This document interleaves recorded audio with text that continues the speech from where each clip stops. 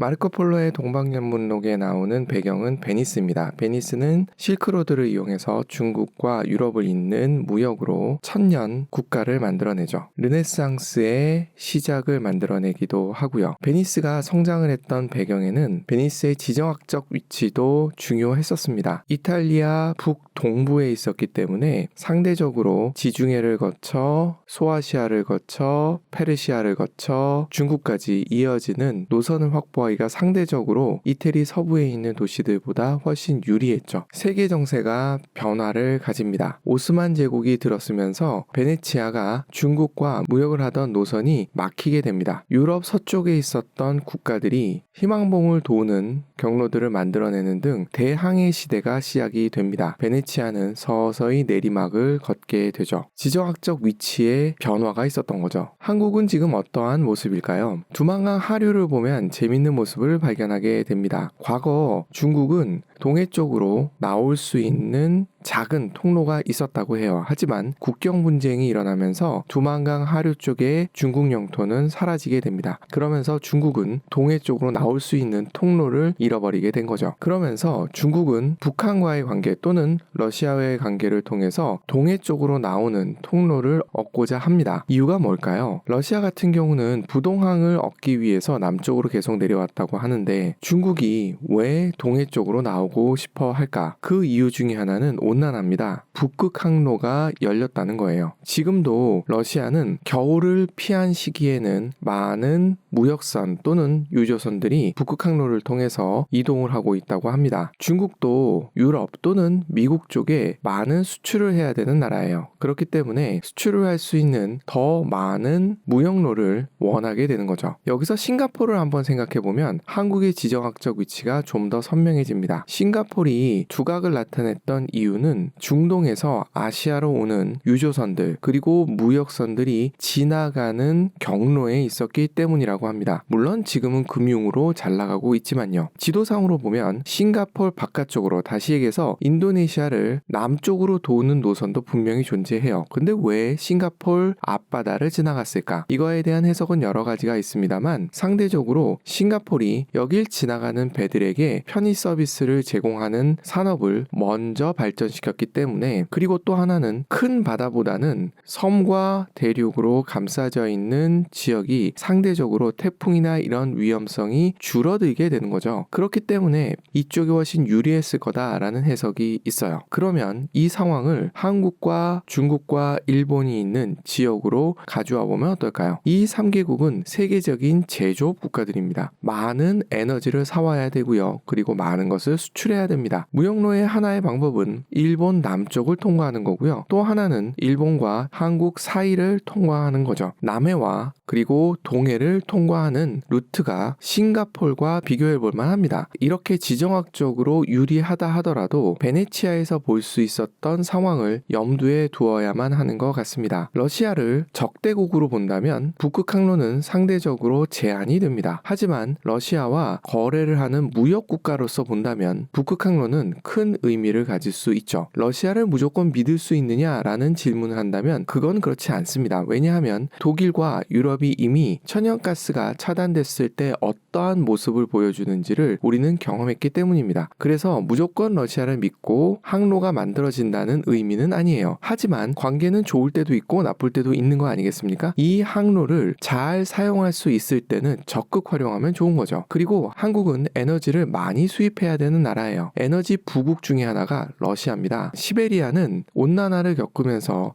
땅에 묻혀져 있었던 가스들이 폭발하면서 나올 정도로 천연가스가 넘쳐나는 나라예요. 석유도 넘치고요. 미래의 수소경제 시대가 온다 하면 화이트 수소 등을 포함해서 러시아는 강력한 경쟁력을 갖고 있는 나라입니다. 파이프라인을 연결할 수 있다면 이라는 생각을 해볼 만한 거죠. 블라디보스톡부터 동해안을 거쳐서 한국까지 들어오는 노선이 만들어진다면 여기서 수소나 LNG를 수출할 수도 있거든요. 물론 중간에 북한이라는 위험 요소가 존재하죠. 그래서 북한이 위험 요소가 아니도록 하는 부분은 굉장히 중요한 부분입니다. 통일이 되면 가장 좋겠지만 그렇지 않다 하더라도 안전한 망이 만들어진다면 우리에겐 유리한 기회가 되는 거죠. 만약 이걸 놓치면 똑같은 똑같은 생각을 하고 있을 일본이 이 기회를 다 가져가 버릴 수도 있다고 보여집니다. 동시에 러시아만 믿을 수 없기 때문에 에너지 수입국을 다변화시킬 필요가 있습니다. 현재는 중동에 많이 기대고 있습니다. 호르무즈 해협이 닫히게 되면 한국은 에너지 위기를 겪게 돼요. 그렇기 때문에 한국이 많이 신경 쓰고 있는 나라가 바로 호주입니다. 호주는 넓은 사막지대가 있고 이 사막지대에서 태양광 그리고 바닷가에선 풍력 발전을 통해서 충분한 재생에너지를 만들 수 있는 환경을 갖추고 있어요. 이걸 통해서 수소를 만들어서 전 세계에 팔 생각을 하고 있는 거죠. 다행스럽게도 수소를 운송하는 방법과 LNG를 운송하는 방법이 아주 많은 차이가 나지는 않는다고 합니다. 그렇다면 현재 한국이 갖고 있는 LNG 수송선을 만드는 능력 그리고 LNG 수송 능력, LNG를 압축하고 또 가스로 만드는 과정들에 대한 공정기술을 갖고 있는 한국 입장에서는 훨씬 유리할 수도 있는 거죠. 한국은 굉장히 좋은 지정학적 위치를 가지고 있다고 볼 수도 있습니다. 베네치아가 성공했고 또 실패했던 이유를 생각해 볼 필요가 있는 거죠. 종교에 대해서 훨씬 열린 정책을 가졌었다는 것도 생각해 볼 필요가 있는 거죠. 현대의 종교는 이데올로기라고 볼 수 있고 이념이라고도 볼 수 있습니다. 외교는 개인과 개인 간의 관계와 달리 굉장히 실리를 추구하는 관계예요. 조선시대 때 4대, 제조지은 등에 묶여서 병자호란을 겪었던 그러한 상황을 다시 만들어내지만 않는다면 훨씬 큰 기회를 가질 수 있을 거라 보여져요. 그러면서 무역로가 닫히는 상황에 대한 대비도 충분히 필요한 거죠. 그래서 다변화시켜 놓을 필요도 당연히 있어 보입니다. 현재 세계는 트럼프의 당선이 보여주듯이 글로벌라이제이션의 시대는 지나고 분절화의 시대로 들어가 있는 상황이죠. 분절화돼 있다 해서 완전히 차단되는 건 아니죠. 그 상황에서도 무역은 일어나고요. 밸류체인은 돌아갑니다. 한반도의 위치는 지정학적으로는 충분히 의미가 있어 보여요. 그리고 한국 자체가 제조업 강국이고